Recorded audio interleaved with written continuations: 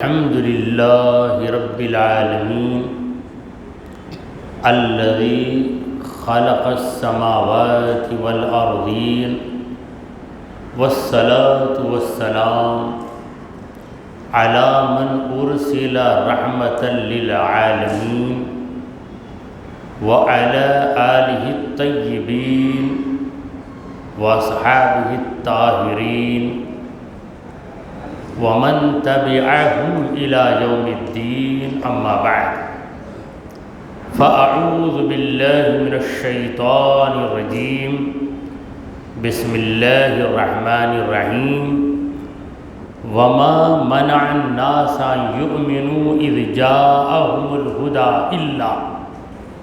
إلا أن قالوا أبعث الله بشرا رسولا صدق اللہ مولانا العظیم۔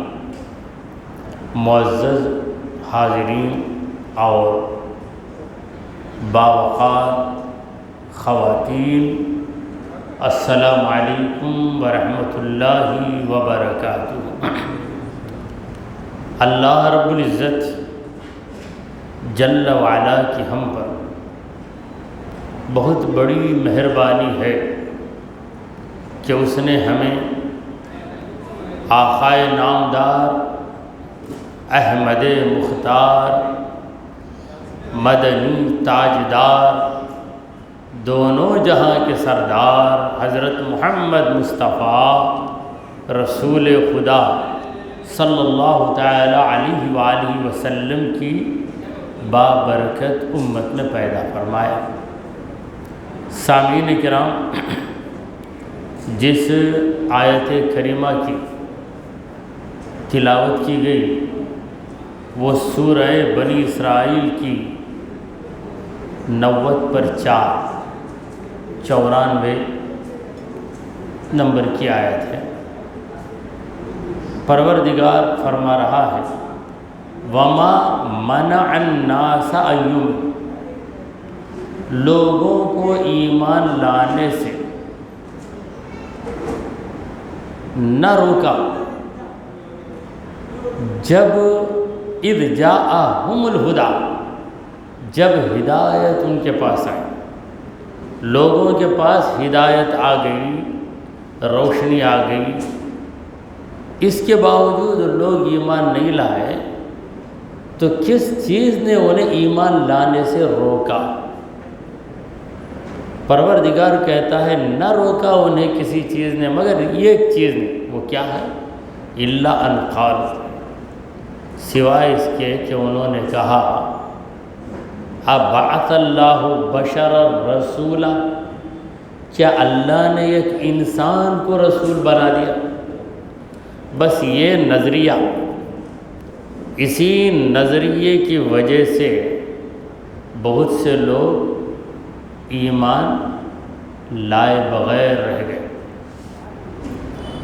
آگے کی آیت میں بھی کافروں کے طرح طرح کے مطالبے ہوئے، تو ان مطالبوں کا جواب دیتے ہوئے نبی کریم صلی اللہ علیہ وسلم نے یہی کہا کہ میں ایک رسول ہوں اور میں ایک بشر ہوں، میں رسول بن کر آیا ہوں، خدا کا پیغام پہنچا کر، خدا کا پیغام سمجھا کر، تمہیں جنت کا راستہ دکھا کر، جہنم سے تمہیں بچا کر اپنا فریضہ انجام دوں، اسی لیے مجھے بھیجا گیا۔ عجیب و غریب تماشے دکھانے کے لیے مجھے نہیں بھیجا گیا۔ ویسے بھی معجزے ظاہر ہوتے ہیں، پیغمبر معجزہ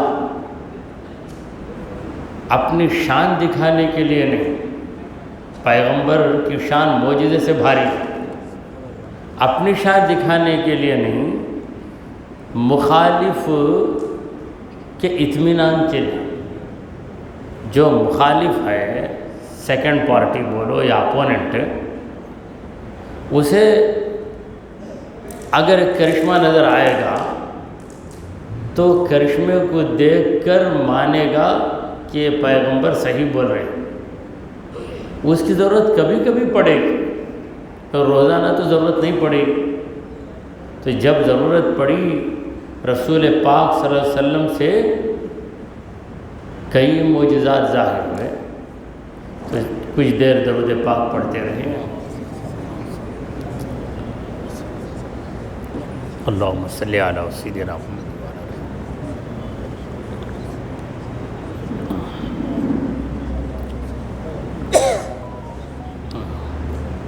آپ درود شریف اونچی آواز میں پڑھ سکتے ہیں تاکہ خاموشی طاری نہ رہے۔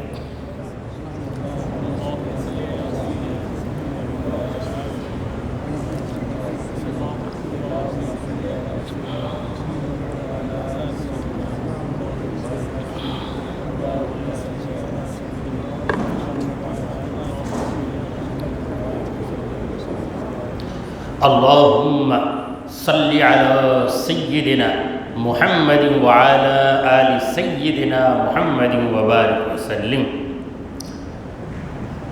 لوگ ایک نظریے پہ قائم رہے اور ان کا وہ نظریہ باطل نظریہ ہے۔ انسان رسول نہیں بن سکتا، انسان پر وحی کیسے اترے گی؟ تو پیغمبر ہونا، انسان ہونا، اس کو ان لوگوں نے ناممکن سمجھا تھا۔ جو پیغمبر ہوگا وہ انسان نہیں ہوگا، ما فوق الانسان ہوگا، یعنی انسان سے بڑھ کر کوئی اور مخلوق رہے۔ یہی وہ غلط نظریہ تھا جس کی وجہ سے کئی لوگوں نے رسولوں کی رسالت کا انکار کر دیا۔ اگلے دور میں بھی مخالفوں نے، کافروں نے پیغمبروں سے یہی کہا، ان انتم الا بشر مثلنا، ارے تم لوگ تو ہماری طرح بشر ہو، بشر ہو کر یہ دعویٰ کرتے ہو کہ ہم خدا کے نبی ہیں۔ تو پیغمبروں نے کیا جواب دیا؟ پیغمبروں نے جواب دیا، ان نحن الا بشر مثلکم، ہاں ہم بشر ہی ہے تمہاری طرح، مگر اللہ جس پر چاہتا ہے کرم کر دیتا ہے، جسے چاہتا ہے نبی بنا دیتا ہے، جس پر چاہتا ہے وہ اپنا پیغام اتارتا ہے، اور جسے چاہتا ہے وحی سے سرفراز کرتا ہے۔ تو یہاں پر یہی بتایا گیا کہ لوگ ایمان نہیں لائے، حالانکہ لوگوں نے نبی کی سچائی کو دیکھا، نبی کی پاکیزہ زندگی کو دیکھا، نبی کے معجزات کو بھی دیکھا، اور نبی کی بے ادبی کرنے سے جو ٹھوکر لگتی ہے وہ بھی دیکھا، نبی کی پیشین گوئیوں کو سچ ہوتے ہوئے بھی دیکھا، اس کے باوجود ایمان نہیں لائے۔ تو ان کے دلوں میں ایک غلط خیال بیٹھ گیا۔ وہ غلط خیال کیا تھا؟ ابعث اللہ بشرا رسولا، کیا اللہ نے ایک انسان ہی کو رسول بنایا؟ قل، آئے میرے نبی آپ جواب دیجیے۔ وہ لوگ اعتراض کر رہے ہیں، آپ جواب دیجیے کہ اللہ نے کیوں انسان کو رسول بنایا؟ اللہ تعالیٰ نے کسی فرشتے کو پیغمبر نہیں بنایا، کسی جن کو پیغمبر نہیں بنایا، انسان کی تربیت کے لیے اللہ نے انسان کو پیغمبر بنایا۔ کیوں؟ انسان سے مانوس ہوگا، انسان سے مانوس ہوگا، دوسری مخلوق آئے گی تو انسان اس سے مانوس نہیں ہو سکتا، اور انسان کی ضرورتیں یک پیغمبر میں ہوں تو ان ضرورتوں کو شریعت کے مطابق کس طرح ادا کیا جائے، یہ طریقہ ایک انسان ہی سمجھا سکتا ہے۔ اگر فرشتے کو رسول بنا کر بھیجا جائے تو فرشتہ کھائے گا ہی نہیں، جب کھائے گا نہیں تو پھر کھانے کا طریقہ وہ بتائے گا کیسے؟ صرف بولنے سے بات سمجھ میں نہیں آتی، عمل کر کے دکھانے سے سمجھ میں آتی۔ صرف تھیوریٹیکل وے کافی نہیں ہے، زبان سے سمجھانا یہ کافی نہیں ہے، پریکٹیکل وے آف ٹیچنگ، خود کر کے بتانا کیسا کرنا چاہیے۔ تو پیغمبر کب کرے گا یہ کام؟ جب وہ خود ایک بشر ہوگا، ایک انسان ہوگا۔ تو آئے نبی آپ کہیے لو کان فی الارض ملائکہ، اگر اس زمین میں فرشتے ہوتے۔ زمین میں کون ہیں؟ لوگ ہیں، سب انسان ہیں۔ انڈیا میں بھی انسان، پاکستان میں بھی انسان، چائنا کو اردو میں کہتے ہیں چین۔ بعض لوگ یہ بھی فیصلہ کر دیں گے چائنا تک بولنے نہیں آتا، بیان کرنے پڑ گئے۔ وہ چائنا ہے مگر اردو میں اسے کہتے ہیں چین، اس میں بھی انسان ہے۔ آگے بڑھیے، افغانستان میں بھی انسان ہے، عرب کی سرزمین میں انسان، مغربی ممالک، برطانیہ میں انسان، امریکہ میں انسان، ہر جگہ انسان ہے۔ فرشتے کا بتاؤ کوئی ایسی بستی ہے جہاں فرشتے زندگی بسر کرتے ہیں؟ فرشتوں کی اگر بستی ہو تو پھر کیسا پاسپورٹ بنانا پتہ نہیں۔ انڈیا میں بھی انسان اور چائنا میں بھی انسان، مگر انڈیا والا چائنا جاتا ہے تو پاسپورٹ کی ضرورت ہے، کنٹری بدل گئی اس لیے پاسپورٹ کی ضرورت ہے۔ اگر کوئی ایک ایسی بستی ہوتی جہاں صرف فرشتے ہیں تو کون وہاں جانے کی ہمت کرتا؟ اگر کسی کو بتا دیا جائے کہ مسجد والا جاہی میں تراویح کے وقت کوئی انسان نہیں آئے گا، پورے فرشتے ہی رہیں گے، تم چاہو تو جا کے نماز پڑھو، بھائی تمہیں بھی میرے ساتھ آؤ، بھائی میں نہیں آتا تم جاؤ، میں کیسا جاؤں؟ کیا کرتے کہ نا فرشتے ڈر جائیں گے۔ یہ انسان کی فطرت ہے، انسان اس سے مایوس ہوتا ہے۔ تو اللہ نے کہا کہ اے میرے محبوب آپ ان کو سمجھائیے، اگر اس زمین میں فرشتے ہوتے، یمشونا چلتے پھرتے، ٹرپلیکن ہائی روڈ میں بھی فرشتے چلتے ہیں، پیکرافٹ روڈ میں بھی فرشتے چل رہے ہیں، ہر جگہ فرشتے چلتے ہیں، وہ جو بیچ روڈ ہے وہاں بھی فرشتے، انا سالے میں بھی فرشتے چل رہے ہیں، ہر جگہ فرشتے چلتے ہیں، تب فرشتے کو ہم پیغمبر بنا دیتے ہیں۔ مگر ہر جگہ انسان ہی تو ہیں، انسان کی تربیت کے لیے ہم انسان کو فرشتہ نہیں بنائیں گے تو کسے بنائیں گے فرشتہ؟ دیکھیے اردو زبان جاننے والے ہو سب، ان کو سمجھانے کے لیے آپ اردو مخرج کو بلائیں گے، انگریزی جاننے والے ہیں سب تو انگریزی مخرج کو بلائیں گے، سب کے سب تمل جانتے ہیں تو تمل مخرج کو بلائیں گے۔ جس قوم کی جو زبان ہوتی ہے اسی زبان کے استاد کو مقرر کیا جاتا ہے۔ تو یہ ایک معقول بات ہے، ایک لاجیکل چیز ہے، سمجھنے کی ضرورت ہے۔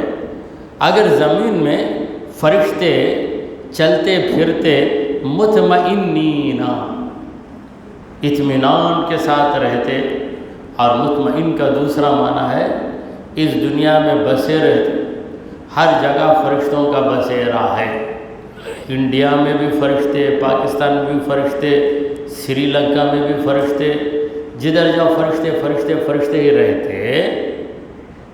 لَنَزَّلْنَا عَلَيْهِمْ مِنَ السَّمَاءِ مَلَكًا رَسُولًا، تو ایسی صورت میں ہم ضرور آسمان سے کسی فرشتے کو رسول بنا کر بھیج دیتے۔ ملکن، کسی فرشتے کو ملک، ایک فرشتے کو عربی میں کہتے ہیں ملک، کئی فرشتوں کو کہتے ہیں ملائکہ۔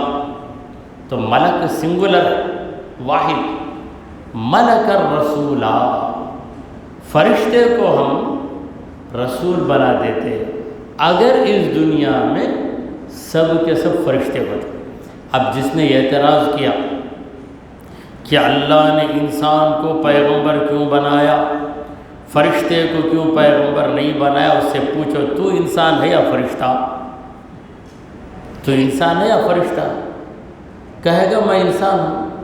جب تو انسان ہے تو تیری تربیت کے لیے، تیری رہبری کے لیے انسان آئے یا فرشتہ آئے، کیونکہ تیرا مزاج الگ، فرشتے کا مزاج الگ۔ دیکھیے یہ جنس والا اپنے ہم جنس سے مایوس ہوتا ہے۔ کہا جاتا ہے کہ پرندے ایک ساتھ اڑتے ہیں، کبوتر ایک ساتھ اڑیں گے، پھر چڑیا ایک ساتھ اڑیں گے، کوے ایک ساتھ اڑیں گے۔ کند ہم جنس با ہم جنس پرواز، کند ہم جنس با ہم جنس پرواز، کبوتر با کبوتر باز با باز۔ فارسی شاعر کہتا ہے کہ ہم جنس کے ساتھ ہی پرواز کرتے ہیں۔ کبوتروں کے ساتھ مل کے اڑے گا، باز یہ جو پرندہ ہے یہ بازوں کے ساتھ اڑے گا۔ Birds of same feathers flock together کہتے ہیں۔ اس میں کتنی غلطی ہے معلوم نہیں، جو مجھے یاد تھا میں سنا دیا۔ تو ایک ہی پروں کے پرندے ایک ساتھ اڑتے ہیں۔ کبھی ایسا نہیں کہ 4 کبوتر ہیں، 2 طوطے ہیں، 3 کوے ہیں، ایسا اڑتے کیا؟ تو ہم جنس کے سے مائل ہوتا ہے۔ اور عربی میں کہاوت ہے الجنس یمیل الی جنسی، الانس یمیل الی جنسی، یعنی ہر جنس والا اپنے ہم جنس کی طرف مائل ہوتا ہے۔ آپ کہیں نئی جگہ چلے جائیں تو آپ وہاں جا کر دیکھیں گے نہیں ایک جن بھی دکھتا نہیں نا مجھے، ایسا نہیں بولے، ایک انسان بھی نظر نہیں آتا نا، ایک بولے۔ آپ ایک شادی خانے کو چلے گئے، دعوت تھی، شادی خانے کو گئے، خالی ہے شادی خانہ، تو اس وقت آپ کو فوراً فون کریں گے، کس کو؟ انسان بھی فون کریں گے۔ کرنے کے بعد کیا بولیں گے؟ بھائی آیا تو یہ ایک انسان بھی نہیں ہے بھائی، یہ گلا نہیں کریں گے نا بھائی، ایک بکرا بھی نہیں ہے، ایک گھوڑا بھی نہیں ہے، ایک شیر بھی نہیں ہے۔ ارے وہ شیر تمہارا ہم جنس نہیں ہے، بکرا تمہارا ہم جنس نہیں ہے، تمہارا ہم جنس تو انسان ہے۔ جب معمولی بات کے لیے انسان کو انسان کی ضرورت ہے تو خدا کی شریعت سمجھانے کے لیے اگر انسان نہ آئے تو پھر کون آئے؟ کیسی معقول بات اللہ نے بتائی، کیسی لاجک ہے، کیسا ریزنبل، اسے کہتے ہیں لاجک، ریزننگ کا معنی کسی چیز کو ثابت کرنے کے لیے بالکل صحیح وجہ بتانا۔ تو یہ ریزننگ، اللہ تبارک و تعالیٰ نے کہا کہ دیکھو تمہارا مطالبہ کہ فرشتے کو پیغمبر بنا کر کیوں نہیں بھیجا، انسان کو ہی کیوں پیغمبر بنایا، چونکہ انسان پیغمبر بن کر آیا اس لیے ہم نہیں مانتے۔ تو اے مصطفیٰ ان جاہلوں کو آپ بڑی سنجیدگی سے جواب دیجیے، سنجیدگی سے جواب دیں گے تو لوگ مان لیں گے، مگر ہٹ دھرمی اگر کسی کے اندر ہو تو نہیں مانے گا۔ تو آپ بتائیے کہ اس دنیا کے اندر ہر جگہ فرشتے فرشتے رہتے، بازاروں میں فرشتے، سڑکوں میں فرشتے، تو پھر فرشتہ ہی آتا رسول بن کر، مگر ایسا تو ہے نہیں، کہاں کوئی فرشتہ نظر آتا۔ اگر کوئی کہہ دے کہ وہاں کمرے میں فرشتہ ہے تو پھر اس کمرے کو جانا ہی لوگ بند کر دیں، اتنا ڈرتے ہیں۔ کہتے ہیں کہ ایک بوڑھی سر پر ٹوکرا لے کے چلتی چلتی تھک گئی، ٹوکر یہ رکھ کر درخت کے پاس بیٹھ کر اپنے خیال میں بک رہی، اے ملک الموت تو کیوں نہیں آ جاتا میرے پاس، کتنے دن میں یہ تکلیف اٹھاتی ہوں، موت کے فرشتے کو بلاتی، تو کیوں نہیں آ جاتا، میں کب تک یہ تکلیف برداشت کرتی رہوں گی، روزانہ یہ وزن والا ٹوکرا لے کے جاتی ہوں، پھلوں کو بیچتی ہوں۔ تو ایک شریر لڑکا تھا، وہ شریر لڑکا کیا کیا، اپنے سر پہ کپڑا ڈال کر پھر ذرا بھیس بدل کر ادھر ایک دو پتے لگا لیا، ادھر دو پتے لگا لے کر آ کے بولا اماں جی آپ مجھے بلائے نا، میں ملک الموت آ گیا، پریشان ہو گئی، ہاتھ پیر کانپ رہے ہیں، بلائے نا ماں تم مجھے، ملک الموت، موت کے فرشتے آ جا رہے ہیں، کب تک میں آ گیا، اب کیا کروں؟ بولو نہیں یہ ٹوکرا بہت وزن والا ہے، اسے اٹھا اگر میرے سر پہ رکھ دو بس بڑھ، جو ہی رکھا سر پہ اس بوڑھی کو طاقت آ گئی۔ یہ طاقت کیا ہے؟ ہیبت کی طاقت، ہیبت سے جلدی جا کر بہت دور جا کر ٹوکری رکھ کر پلٹ کر دیکھ ابھی ہے ملک الموت، یہ چلے گیا۔ تو فرشتے سے انسان اتنا ڈرتا ہے، اگر فرشتہ ہی پیغمبر بن کر آ جائے تو لوگ مارے ہیبت کے کیا کریں؟ تو انسانوں کی تسلی کے لیے اللہ نے انسان کو پیغمبر بنایا اور پیغمبر کو حکم بھی دیا، کیا ہے پیغمبر تم یہ اعلان کر دو کہ میں انسان ہوں، مجھ سے مت گھبرا، قل انما انا بشر مثلکم، اے مصطفیٰ آپ لوگوں سے کہیے گھبراؤ نہیں، انما انا بشر مثلکم، یقیناً میں تمہاری طرح بشر ہوں، لہذا مجھ سے گھبرانا چھوڑو، مجھے دیکھ کر بھاگنا بند کرو، لیکن ایک خصوصیت ہے میری جو تمہارے اندر نہیں ہے، یوحا الیہ، میری طرف وحی آتی ہے، وہ تمہاری طرف نہیں آئی۔ تو انسان کی تربیت کے لیے اللہ نے انسانوں میں سے ایک انسان کو چن کر پیغمبر بنایا۔ موسیٰ علیہ السلام کا دور آیا تو اللہ نے موسیٰ علیہ السلام کو پیغمبر بنایا، نوح علیہ السلام کا دور تھا تو نوح علیہ السلام کو پیغمبر بنایا، داؤد علیہ السلام کا دور تھا تو حضرت داؤد کو پیغمبر بنایا، بالآخر پیغمبروں کے سلسلے کو اللہ نے ایک پیغمبر پہ ختم کر دیا۔ جس پیغمبر پر اللہ نے پیغمبروں کی آمد کے سلسلے کو بند کر دیا وہ آخری پیغمبر ہے جناب محمد رسول اللہ صلی اللہ تعالی علیہ وسلم۔ تو اللہ نے سمجھایا کہ دیکھو اگر زمین میں فرشتے ہی رہتے تو ہمارے لیے یہ مناسب تھا کہ ہم فرشتے کو پیغمبر بنا دیتے، دیکھو تمہارے فائدے کے لیے، تمہاری بھلائی کے لیے، تمہاری سہولت کے لیے، تمہاری آسانی کے لیے ہم نے ایسا کیا۔ ہم حج کے موقع پر جاتے ہیں تو وہاں پر الگ الگ خیمے لگائے جاتے ہیں، مینا کے میدان میں خیمے، تو خیموں کے اندر انڈیا والوں کا خیمہ الگ، خیمہ کا مطلب زیادہ ٹینٹ، گوشت کا خیمہ نہیں ہے، یہ ٹینٹ ہے۔ انڈیا والوں کا خیمہ الگ، پاکستان والوں کا الگ، رشیا والوں کا الگ، روس، رشیا کو اردو میں کہتے ہیں روس والوں کا خیمہ الگ،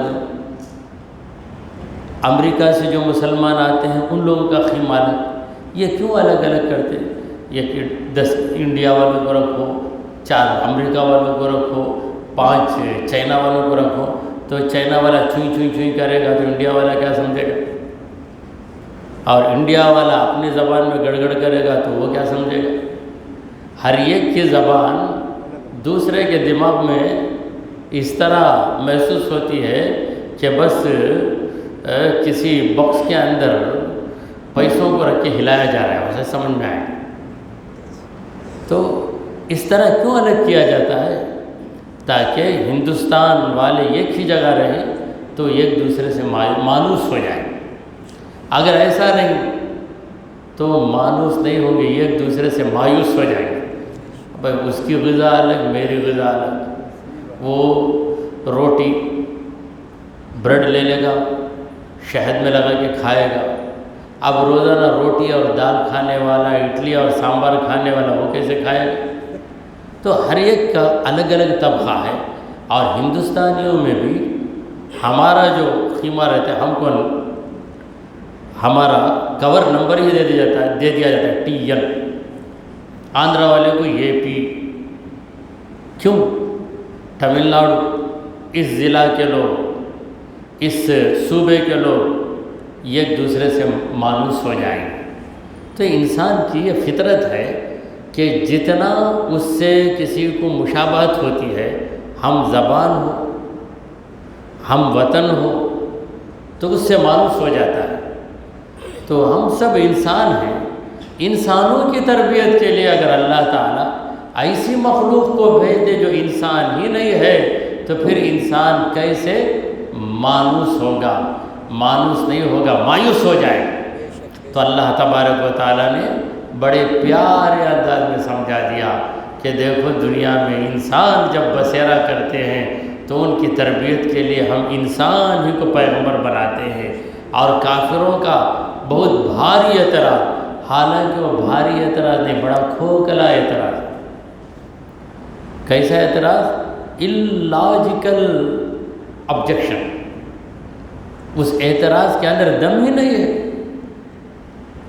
قل، کہہ دو اے نبی، کفا باللہ، اللہ بس ہے، اللہ تعالیٰ کافی ہے، شہیداً، وہ گواہی دینے والا، اللہ گواہی دے رہا ہے میرے نبی ہونے کی، وہ کافی ہے، بینی و بینکم، میرے اور تمہارے درمیان گواہ کون ہے؟ اللہ تبارک و تعالی۔ تو میں نے میرے رب کا پیغام تم تک پہنچا دیا، اور تم لوگوں نے یہ اعتراض کیا کہ اے محمد صلی اللہ علیہ وسلم آپ انسان ہیں، آپ کیسے پیغمبر ہیں؟ تو اس کا جواب بھی میں نے سنا دیا تم۔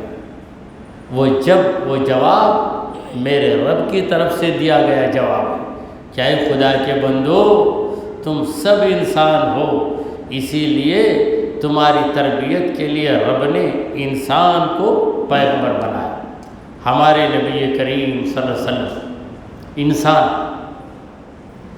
خدا کے سب سے زیادہ محبوب، حضور سے بڑھ کر کوئی خدا کا محبوب نہیں۔ سبحان اللہ، سبحان اللہ۔ وہ محبوب خدا انسان ہے۔ سبحان اللہ۔ انسانوں کو ناز، بے شک، ہمارے حضور فخر انسانیت ہے۔ بے شک۔ اگر ہمارے حضور فرشتہ بن جاتے، انسانوں میں پیدا ہو کر انسان رہنے کے بجائے اگر فرشتہ ہو جاتے، تو خدا کا یہ محبوب فرشتہ ہوتا تو فرشتے ناز کرتے کہ محبوب خدا ہمارا ہے، اے انسانوں تمہارا نہیں۔ سبحان اللہ، سبحان اگر جنات میں پیدا ہو جاتے تو سارے جنات مل کر وجد میں رقص کرتے اور بڑے ناز کے ساتھ کہتے کہ اے انسانوں خدا کا محبوب ہمارا ہے، تمہارا نہیں، مگر اللہ نے یہ سعادت ہم کو عطا فرمائی۔ اللہ، سبحان اللہ، سبحان اللہ۔ ہم کہہ سکتے ہیں کہ خدا کے محبوب ہمارے ہیں، ہم کچھ بھی رہیں، سبحان اللہ، مگر ایک نسبت ہے۔ بے شک، سرکار دو عالم صلی اللہ علیہ وسلم سے ہمیں نسبت ہے کہ ہم بھی بشر، وہ بھی بشر۔ یہ صحیح ہے کہ ان کے جیسے ہم بشر نہیں ہیں، ہمارے جیسے وہ بشر نہیں ہیں، مگر وہ بھی بشر ہیں، ہم بھی بشر ہیں۔ یہی ہمارے لیے بڑے ناز کی بات ہے۔ سبحان اللہ۔ یہ ایک ایسا مقام جہاں کوئی جن نہیں پہنچ سکتا، جہاں کوئی فرشتہ نہیں پہنچ سکتا، ویسے مقام پر کوئی پہنچا ہے تو انسان پہنچا ہے، وہ یہ ایک انسان محمد مصطفیٰ صلی اللہ علیہ سبحان وسلم۔ اللہ، تو یہ ایک انسان کے پہنچ جانے کی وجہ سے ساری انسانیت کو بلندی مل گئی، یہ ایک بشر کے پہنچ جانے کی وجہ سے ساری بشریت کو ناز حاصل ہو گیا۔ اس کی مثال یوں سمجھ لیجئے کہ پورے ہندوستان میں ایک صوبہ ہے تمل ناڈو، دوسرا صوبہ ہے کرناٹک، ایک صوبہ بنگال ہے، ایک مہاراشٹرا ہے۔ تو ان تمام صوبوں میں ایک بہت بڑا سائنسدان جس کے برابر کوئی سائنسدان نہیں، وہ تمل ناڈو کا ہے۔ تو تمل ناڈو کے ہم لوگ اور دیگر لوگ جو سائنس سے بالکل واقف نہیں ہیں، مگر فخر سے کہتے ہیں کہ پورے انڈیا میں بڑا سائنسدان تمل ناڈو کا ہے، سبحان اللہ سبحان اللہ. اگرچہ کہ ہم اس فن سے بالکل واقف نہیں ہیں، سائنس کو ہم بالکل ہی نہیں جانتے، کیمسٹری کا ایک فارمولہ ہمیں نہیں معلوم، فزکس کا ایک نسخہ ہمیں نہیں معلوم، مگر ہم ہندوستان میں جہاں بھی جائیں فخر کریں گے، اور جہاں بھی ہم جائیں ہمیں ریسپیکٹ ملے گا کہ بھائی یہ تمل ناڈو کا آدمی ہے، بہت بڑا سائنسدان انڈیا کا تمل ناڈو میں ہے. تو اسی طرح کئی مخلوقات ہیں خدا کی، فرشتے ایک مخلوق ہیں، جنات ایک مخلوق ہیں، جانور ایک مخلوق ہیں، پرندے مخلوق ہیں، 18,000 عالم. کتنے عالم ہیں؟ 18,000 عالم، یعنی 18,000 عالموں کو اللہ نے پیدا کیا. ان تمام عالموں میں عالم بشریت ہے، سبحان اللہ سبحان عالم بشریت ہے، انسانوں کا عالم ہے. تو انسانوں کے عالم کو ایک ناز ہے کہ جس مقام پر ایک انسان پہنچا ہے اس مقام پر کوئی فرشتہ نہیں پہنچا. سبحان اللہ سبحان اللہ. پتہ چلا ہے معراج مصطفیٰ سے مجھے. شاعر کہتا ہے کہ نبی کی معراج سے ایک بات مجھ پر کھل گئی، ایک راز مجھ پر فاش ہو گیا، ایک سیکرٹ ہے جسے میں اب ظاہر کر رہا ہوں. پتہ چلا ہے یہ معراج مصطفیٰ سے مجھے کہ عالم بشریت کی زد میں ہے گردون. یعنی یہ جو 7 آسمان ہیں، یہ 7 آسمان بشر کے قدم کے نیچے. سبحان اللہ سبحان اللہ. اگرچہ کہ ہر بشر وہاں نہیں گیا، بے شک ہر بشر نہیں گیا، یہ بشر گیا تو ہر بشر کو ایک فخر حاصل ہو گیا کہ میں نہیں گیا تو کیا ہوا، میرا ہم جنس گیا ہے. سبحان اللہ سبحان اللہ. میں نہیں گیا تو کیا ہوا، میرے عالم کا، میری کائنات کا ایک فرد گیا. سبحان اللہ. شاعر کہتا ہے وہ ہر عالم کی رحمت ہے. ہمارے نبی رحمت للعالمین، وہ ہر عالم کی رحمت ہیں. کسی عالم میں رہ جاتے کرم تھا ان کا یہ ہم پر کہ یہ عالم پسند آئے. سبحان اللہ سبحان اللہ. حضور نے بھی یہ عالم پسند کیا، اللہ نے حضور کے لیے اس عالم کو پسند کیا. جو رب کی پسند ہے وہی مصطفیٰ کی پسند. سبحان اللہ سبحان اللہ. تو ہمارا یہ عالم پسند آ گیا. اے نادانو، اے نادانو، فرشتے کو تم پیغمبر بنانا چاہتے ہو. اگر میرا محبوب فرشتہ بن جاتا تو فرشتوں کو شرف مل جاتا اور تم خالی کے خالی رہ جاتے. قل کفا باللہ شہیدا بینی و بینکم. اے نبی آپ فرمائیے کہ اے لوگوں سنو، میرے اور تمہارے درمیان میری سچائی کی گواہی دینے والا میرا رب ہے، وہ کافی ہے. اللہ بس باقی ہوس، اللہ کے سوا بھی مجھے کوئی چاہیے، کوئی کہہ رہا ہے تو کیسی ناجائز ہوس. الیس اللہ بکاف عبدہ، کیا اللہ اپنے بندے کے لیے کافی نہیں؟ ضرور کافی ہے اللہ. بس انہ کان بعبادہ خبیرا بصیرا، بے شک وہ اپنے بندوں سے باخبر، بصیراً دیکھ رہا ہے. تو اللہ ہماری خبر رکھتا ہے، مگر ہم ہمیشہ خدا سے بے خبر رہتے ہیں. ساری خبریں پڑھتے ہیں مگر خدا کی خبر نہیں رکھتے. اسی لیے ایک بزرگ نے یہ دعا مانگی، حاجی امداد اللہ مہاجر مکی، بہت بڑے بزرگ ہیں. ان کا ایک شعر ہے، بنا بے خبر ساری خبروں سے مجھ کو. اللہ سے فریاد کرتے ہیں، اے اللہ بنا بے خبر ساری خبروں سے مجھ کو، الہی رہوں ایک خبردار تیرا. ہمیشہ میں تیری خبر رکھوں، اب خدا کی خبر کیا ہے؟ کوئی نیوز پیپر آتا ہے جس میں خدا کی خبریں آتی ہیں؟ یہ پوری کائنات اخبار نامہ ہے جس میں خدا ہی کی خبر ہے۔ سبحان اللہ سبحان اللہ۔ آسمان خدا کی خبر دے رہا ہے، زمین خدا کی خبر دے رہی ہے، پتا پتا خدا کی خبر دے رہا ہے، تارا تارا خدا کی خبر دے رہا ہے، یہ دریا خدا کی خبر دے رہا ہے، ہر پھل خدا کی خبر دے رہا ہے، تیرا وجود تجھے خدا کی خبر دے رہا ہے کہ خدا ہی کی بسائی ہوئی یہ کائنات ہے۔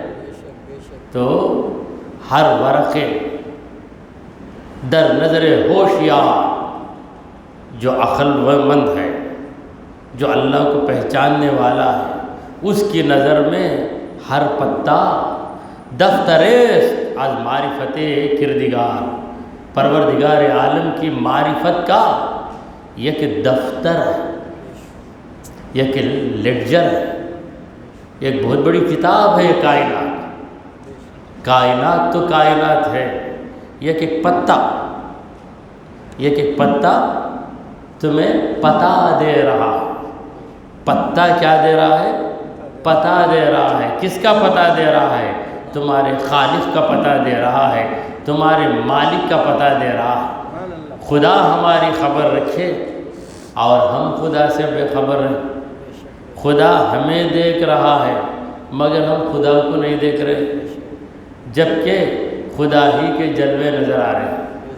جدھر دیکھتا ہوں ادھر تو ہی تو ہے، جدھر دیکھتا ہوں ادھر تو ہی تو ہے، ادھر تو ہی تو ہے، ادھر تو ہی تو ہے۔ یہ شان ہے خدا۔ تو وہ بصیر، ہم بھی بصیر بن جائیں۔ وہ ہمیں دیکھ رہا ہے، ہم اسے دیکھیں۔ حضرت علی رضی اللہ تعالیٰ عنہ کا ایک قول ہے۔ حضرت علی حیدر کرار فرماتے ہیں، لم اعبد ربا لم ارا، جس رب کو میں نے نہیں دیکھا ویسے رب کی میں عبادت نہیں کیا۔ میں نے عبادت کی ہے میرے رب کی تو رب کو میں نے دیکھا ہے، عبادت کی۔ وہ رب جو غائب ہے اس کی عبادت میں نہیں کی۔ یہ ان کا درجہ تھا، یہ حضرت علی کا درجہ۔ حضرت علی بولے اس لیے میں بھی بولتا ہوں، نہیں بول سکتے۔ یہ رتبے ان کے ہیں، ان کے رتبے ہے سوا، ان کے رتبے ہے سوا، ان کے سوا مشکل ہے۔ دیکھیے جو سوا کا لفظ ہے ان دو جملوں کے اندر دو الگ معنی میں۔ ان کے رتبے ہیں سوا کا مطلب بلند، ان کے رتبے بلند ہیں، ان کے سوا مشکل ہے، ان کے علاوہ مشکل ہے۔ تو لفظ سوا پہلے جملے میں ایک معنی میں آیا، دوسرے جملے میں الگ معنی میں آیا۔ یہ زبان کا کمال ہے۔ جیسے انگریزی میں کہتے ہیں it is your right to take the right decision. پہلا رائٹ جو ہے تمہارا حق ہے، دوسرا رائٹ جو ہے صحیح فیصلہ لینا۔ صحیح فیصلہ لینا یہ تمہارا حق ہے، it is your right to take the right decision. تو یہاں بھی رائٹ وہاں بھی رائٹ ہے، دونوں کا معنی ایک نہیں ہے۔ شکلیں دونوں کی ایک ہیں، شکلیں دونوں کی ایک ہیں، لیٹرز دونوں کی ایک ہیں، مگر اس کے اندر الگ معنی ہے، اس کے اندر الگ معنی ہے۔ اسی طرح عام انسان اور خدا کا نبی شکلیں تو ایک ہیں، نبی کا مقامی الگ ہے، دوسرے انسان کا مقامی الگ ہے۔ ہم سری با انبیاء برداشت، ہم سری با انبیاء برداشت، نبیوں کے ساتھ ہم سری کا دعویٰ کرنے لگے ہیں لوگ۔ شکل کو دیکھ کر دھوکہ کھا گئے۔ تو ایک ہی لفظ، ایک ہی اسپیلنگ دونوں کی، مگر ادھر کا لفظ الگ معنی رکھتا ہے، ادھر کا معنی الگ لفظ رکھتا ہے۔ تو اسی طرح اولیاء کرام ہم جیسے ہیں پھر بھی ہم جیسے نہیں ہیں. سبحان اللہ سبحان اللہ. شکل و صورت میں ہم جیسے ہیں، بے شک مگر شکل و صورت میں بھی ہم جیسے کہاں ہیں؟ ان کے چہروں میں جو نور ہے وہ دوسروں کے چہروں میں کہاں ہوتا ہے؟ بے شک بے شک بے شک. دیکھیے ایک کافر بوڑھا ہوتا ہے تو اس کا چہرہ سکڑ جاتا ہے، جبکہ ایک اللہ والا جتنا بوڑھا ہوتا ہے اس کے چہرے میں نورانیت بڑھ جاتی ہے، اور ہزاروں لوگ اس کا چہرہ دیکھنے کے لیے تڑپ جاتے ہیں کہ بوڑھا انسان، ولی کامل 80 سال کی عمر، آنکھیں ترس رہی ہیں دیکھنے کے لیے، بڑھاپے میں بھی وہ نورانیت. سبحان اللہ. تو ظاہر میں بھی یکساں نہیں ہے، باطن میں تو وہ بالکل ہی الگ ہے. تو پروردگار عالم نے کہا اِنَّهُ كَانَ بِعِبَادِهِ خَبِيرًا بَصِيرًا، بے شک وہ پروردگار اپنے بندوں کی خبر بھی رکھتا ہے، اپنے بندوں کو دیکھتا بھی ہے. سبحان اللہ. کوئی خدا کی نظر سے اوجھل نہیں ہے. بے شک بے شک. سرکار دو عالم صلی اللہ علیہ وسلم کی خدمت میں آ کر حضرت جبرائیل علیہ السلام نے ایک سوال کیا، مل احسان، یہ احسان کیا ہے؟ پہلے تو اسلام کیا ہے، ایمان کیا ہے، 2 سوالات کیے، دونوں کے جوابات مل گئے. تیسرا سوال مل احسان، احسان کیا ہے؟ یہ احسان کا معنی، احسان کا ایک معنی تو ہے کسی کی مدد کرنا، وہ احسان ہے، اور اسی معنی میں ہم اردو والے لفظ احسان کو استعمال کرتے ہیں. مگر یہاں پر جو احسان ہے، یہ احسان کا معنی ہے کسی کام کو اچھے طریقے سے ادا کرنا، وہ ہے احسان. کسی کام کو بہتر طریقے سے، اگر یہ ٹیلر بہترین طریقے سے کپڑا سی دے تو ہم کہیں گے احسن الخیاطۃ، احسن الخیاطۃ، اس نے ٹیلرنگ کو بہترین انداز سے انجام دیا ہے، تو وہاں پہ لفظ احسان آئے گا. کوئی باورچی بہترین بریانی بنا دے تو ہم کہیں گے احسن الطبخہ، اس نے پکوان کو بہت اچھا کیا. اب یہاں پر بہتر طریقے سے انجام دینا کس چیز کو؟ عبادت کو. جبرائیل علیہ السلام پوچھ رہے ہیں کہ یا رسول اللہ، عبادت تو سب کر رہے ہیں، ہم بھی کر رہے ہیں، آپ بھی کر رہے ہیں، دوسرے بھی کر رہے ہیں، عبادت کو اچھے طریقے سے انجام دینا ہے تو کس طرح انجام دیا جائے؟ تو رسول کریم صلی اللہ علیہ وسلم نے فرمایا ان تعبد اللہ کأنک تراہ، تو اللہ کی عبادت کر گویا کہ تو اللہ کو دیکھ رہا ہے. یہ ہے احسان. احسان کا معنی میں واضح کر دیا ہوں. بہت سے لوگ ہیں علم کی کمی ہے، ورنہ ان کی کوئی غلطی نہیں ہے، شیخ طریقت بھی ہیں، اور کہتے ہیں کہ ہم احسان کی تعلیم دیتے ہیں. جب ان سے پوچھو احسان کا معنی کیا ہے تو بس وہی وہ عام معنی بتائیں گے. بھئی احسان کا مطلب غریب آیا تو اسے 10 روپے دے دیے تو احسان ہو جاتا ہے، اتنا ہی. وہاں تک ہی ان کی رسائی. تو ہر شیخ کے بارے میں بات نہیں کر رہا ہوں، بعض ایسے ہیں کیونکہ انہیں علم کے اندر گہرائی نہیں ہے، عربی زبان سے واقفیت نہیں ہے. بہرحال اگر یہ ترجمہ کر دیں غریب کی مدد کرنا تو اس ترجمے کی بنیاد پر ایک اچھا کام تو ان سے ہو جاتا ہے، مگر لفظ احسان کا جو واقعی معنی ہے اس معنی کو کہاں ادا کر رہے ہیں. تو رسول کریم صلی اللہ علیہ وسلم نے احسان کی جو تعریف کی ہے، یعنی جو ڈیفینیشن اس کا بتایا ہے، وہ کیا ہے؟ الاحسان ان تعبد اللہ، یہ احسان یہ ہے کہ تو عبادت کرے اللہ کی، کأنک تراہ، گویا کہ تو تیرے خدا کو دیکھ رہا.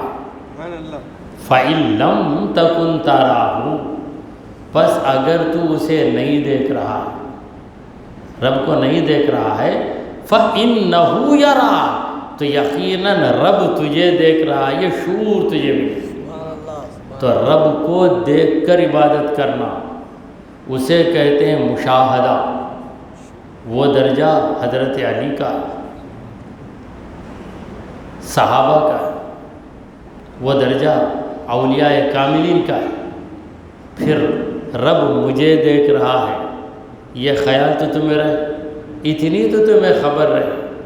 ایسے بے خبر بن گئے، ایسے بے خبر بن گئے کہ رب دیکھ رہا ہے یہ خیال بھی نہیں، تو رب مجھے دیکھ رہا ہے اس خیال میں مگن رہنا، اس کیفیت کا نام ہے مراقبہ، ایک مشاہدہ، پھر کیا ہوا؟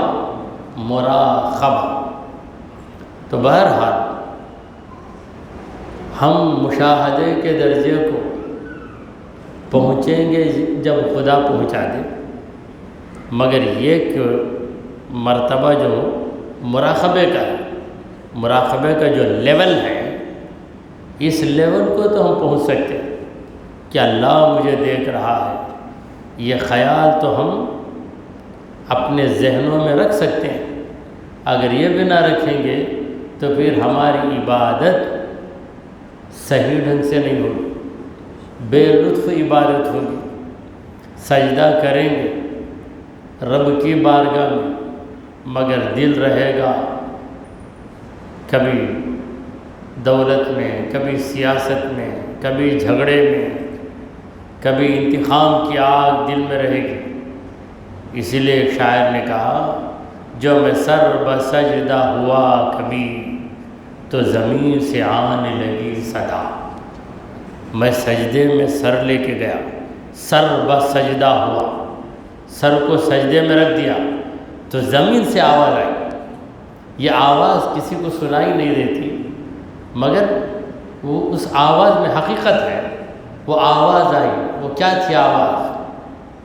تیرا دل تو ہے صنم آشنا، تجھے کیا ملے گا نماز میں؟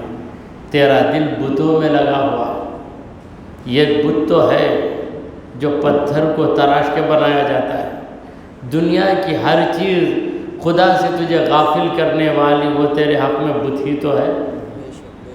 تو تیرا دل بتوں میں لگا ہوا ہے، تیرا دل تو ہے صنم آشنا، تجھے کیا ملے گا نماز میں؟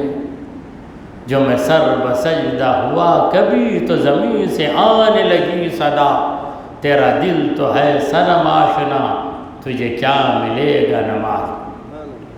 تو ایسی نماز جس میں رب کی طرف توجہ رہے۔ اسی لیے نماز سے پہلے کیا دعا پڑھی جاتی ہے؟ دعائے توجہ، دعائے توجیہ کہتے ہیں اس کو۔ توجیہ کے معنی ہیں اپنے چہرے کو پھیر دینا، چہرے سے پہلے اپنے دل کو پھیر دینا، کیونکہ تمہارا چہرہ وہ ہے جسے لوگ دیکھتے ہیں، تمہارا دل وہ ہے جسے تمہارا خدا دیکھ رہا ہے۔ لہذا دل کو رب کی طرف پھیر دو، پھر اس کے بعد عبادت کرو، تو وہ عبادت واقعی عبادت ہو جائے گی۔ اس عبادت میں لذت ملے گی، اس عبادت میں کیفیت ملے گی، اس عبادت میں مزہ ملے گا، اس عبادت میں تم سب سے ہٹ کر رب کی طرف لگ جاؤ گے، ورنہ بظاہر رب کی طرف لگے رہو گے مگر دل کہیں اور گھوم رہا ہوگا۔ دعا کیجئے کہ پروردگار ہم نے جو کچھ کہا اور سنا اسے قبول فرما لے۔ اے اللہ ہمارے گناہوں کو معاف فرما، ہماری خطاؤں کو درگزر کر دے۔ اے رب کریم ہم پر تیری رحمت نازل فرما۔ اے اللہ ہمارا خاتمہ ایمان کی حالت میں فرما۔ وصلی اللہ تعالی علی خیر خلقہ سیدنا وحبیبنا ومولانا محمد وعلی آلہ واصحابہ اجمعین۔